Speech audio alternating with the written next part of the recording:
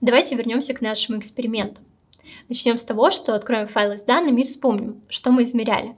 Напомню, что на прошлом занятии мы исследовали, как происходит зарядка и разрядка конденсатора в РЦ-цепочке. Мы выяснили, что зависимость напряжения на конденсаторе от времени имеет экспоненциальный вид, а времена заряда и разряда примерно равны 5 тау, то есть 5 РЦ. Теперь нам нужно обработать собранные с АЦП данные и визуализировать результаты, чтобы в дальнейшем использовать расчеты и графики в отчете об исследовании. В файле data.txt записаны отчеты АЦП.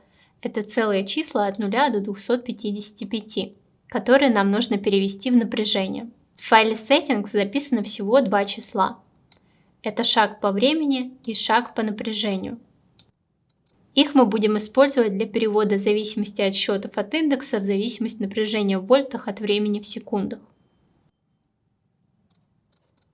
Давайте создадим скрипт и загрузим в него эти данные.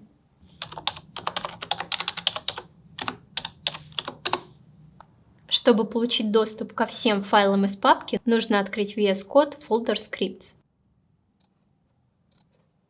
Мы уже знаем, что можно работать с файлами при помощи функции Open. Сейчас мы потренируемся читать данные из файлов.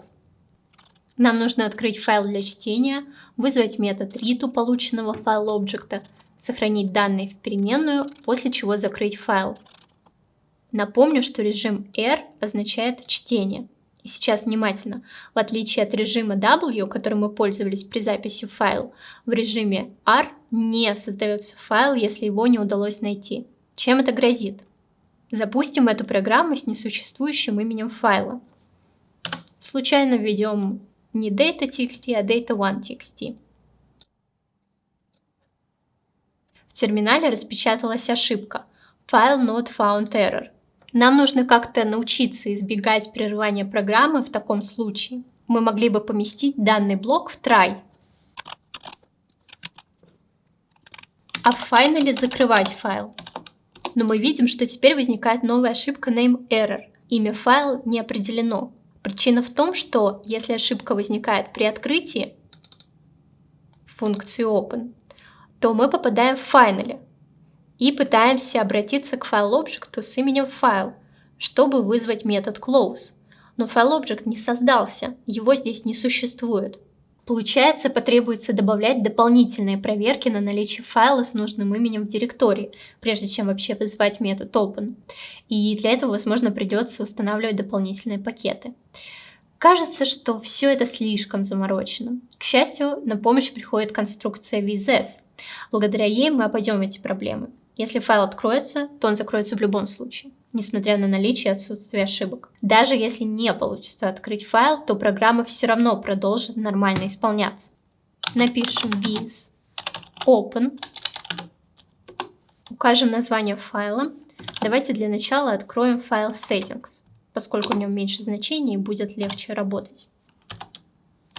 Укажем режим чтения и зададим псевдоним settings. После двоеточия запишем settings.read.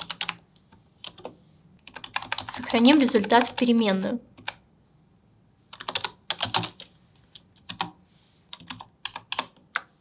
И распечатаем ее. Данные считались, но как вы думаете, какой тип данных лежит в этой переменной? Это строка. Убедиться в этом можно с помощью метода type. А нам хотелось бы получить числа, то есть тип float, в некотором контейнере. Помните, мы записывали данные из списков файлов, соединяя их с символом переноса строки при помощи метода join. Чтобы произвести обратную операцию, существует метод split, который разбивает строку на части, используя заданный разделитель, и возвращает эти части списком. Вызовем метод split. Разделителем будет являться символ переноса строки /n. Мы получили список из строк. Нам остается только превратить список строк в список чисел с плавающей точкой.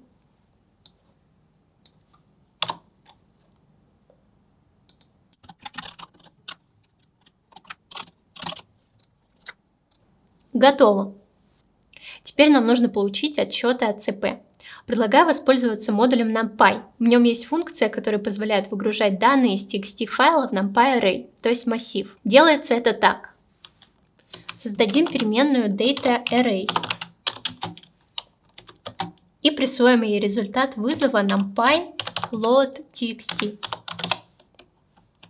Только для начала нам нужно импортировать этот модуль.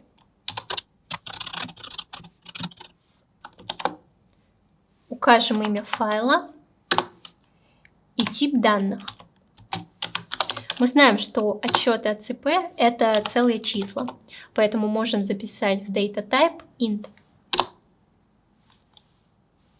Скобочки были лишние.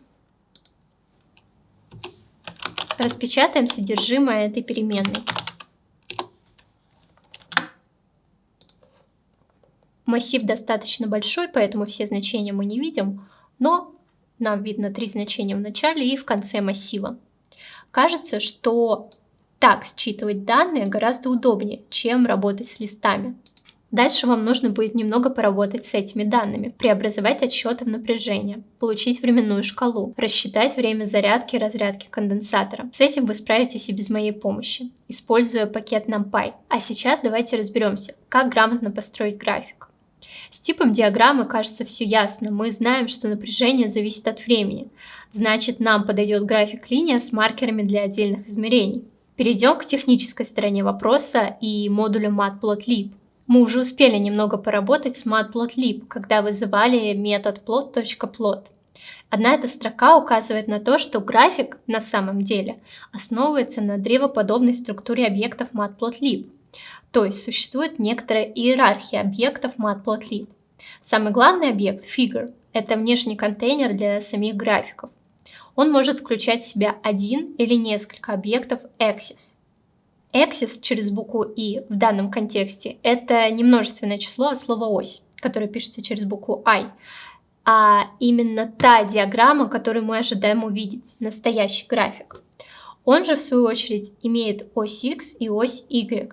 X-axis и Y-axis соответственно. Помните, мы использовали импорт matplotlib pyplot as plot для импорта модуля pyplot из matplotlib и назвали его plot.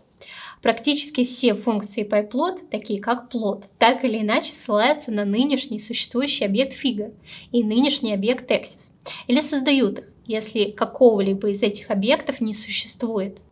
Предпочтительный способ создания объекта figure с одним объектом axis – это использовать метод subplots.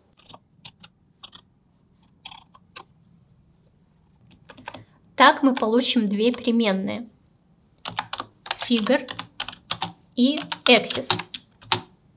Subplots позволяет нам определить количество axis, то есть тех графиков, которые мы хотим поместить в фигуру figure. Обратите внимание на то, что мы не передали никакие аргументы. По умолчанию количество строк и столбцов равно единице. Наш figure, экземпляр класса figure, содержит единственный объект axis. Если мы захотим добавить еще один axis, то укажем это в аргументе. Например, nRows 2. Тогда у нас на одной фигуре расположатся два графика в столбик. И переменная axis будет хранить список axis, к которым мы сможем обращаться по индексам. Мы можем задать размер фигуры в дюймах, записав figure size кортеж из двух чисел. Первое число обозначает высоту в дюймах, второе – ширину. Чтобы картинка получилась четкой и качественной, нам нужно указать количество точек на дюйм, dots per inch, коротко DPI. Тогда фигура с figure size WH будет иметь размер в пикселях W умножить на DPI, H умножить на DPI. Зададим figure size равным 16 дюймам в ширину и 10 дюймам в высоту. DPI зададим равным 400. Теперь мы можем попытаться отобразить сам график. Для этого вызываем метод plot и передаем в него пока DataArray.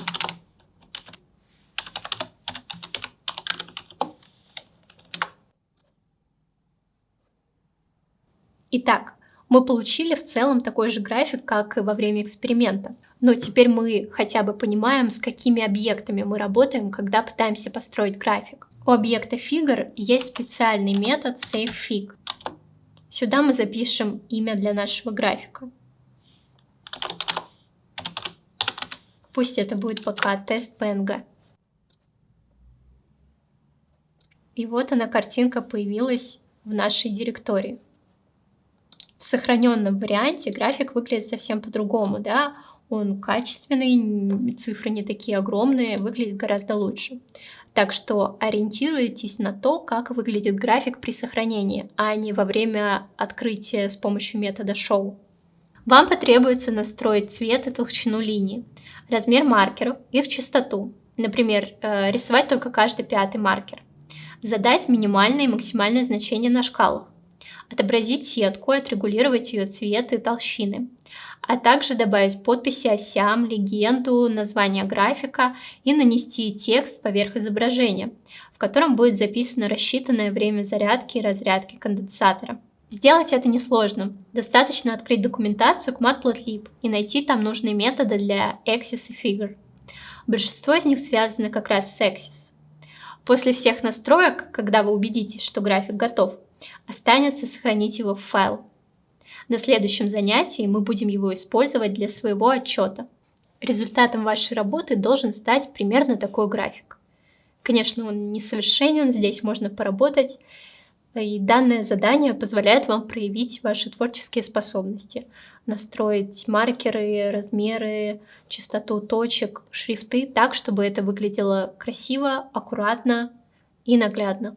Так что желаю вам удачи!